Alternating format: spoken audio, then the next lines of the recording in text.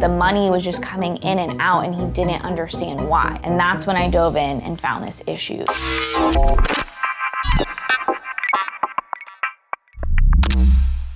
Hey everybody, Abby Johnson here with Matterhorn Business Development. Today I want to talk about a mistake my client made recently that cost him $80,000 and lost profit. That mistake, you can probably tell by the title, was not understanding the difference between markup and margin. And this is a common misunderstanding I see, so that is why I am here today to clear things up for you. Really quick, if you don't know me, like I said, my name is Abby, and I work with businesses to help them grow their business, but also be profitable in the process. So part of that means that I am certified in the Profit First system, and I am diving deep into financials all the time to find lost profit. The first little disclaimer I'm going to give is that markup and profit margins may vary by industry. I want to see a certain profit margin across the board, but in terms of what is industry standard for your business or your service, the markup may vary for your industry. So you want to look into that. I can't tell you your markup must be this. So let's just define this. Markup is the amount added to a price to account for profit and overhead. So a lot of people use markup in terms of a percentage.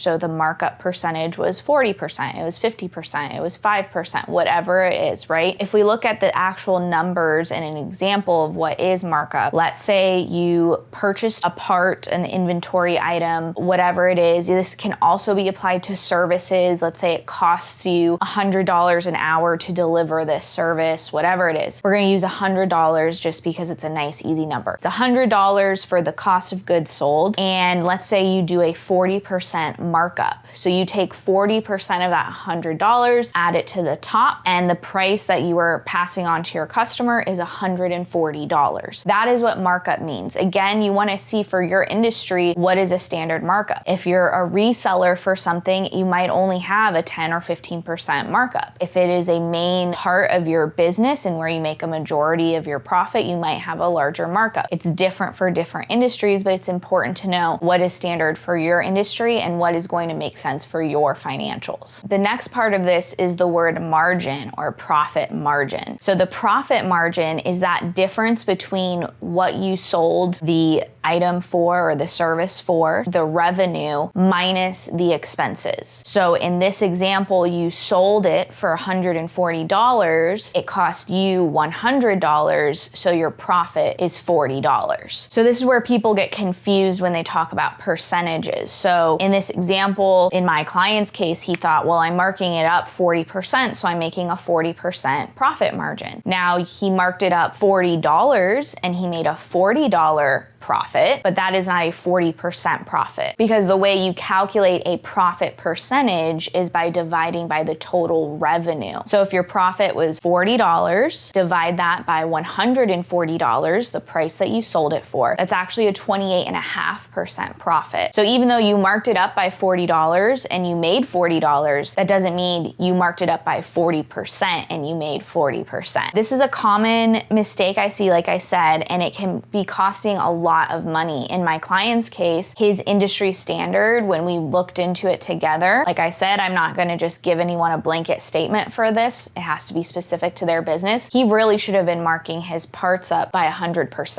Now that sounds a lot like, oh, 100%, but 100% does not mean 100% profit. So in his case, a $100 part was now going to be sold for $200 instead of $140. So now he's selling the part for $200. It cost him $100.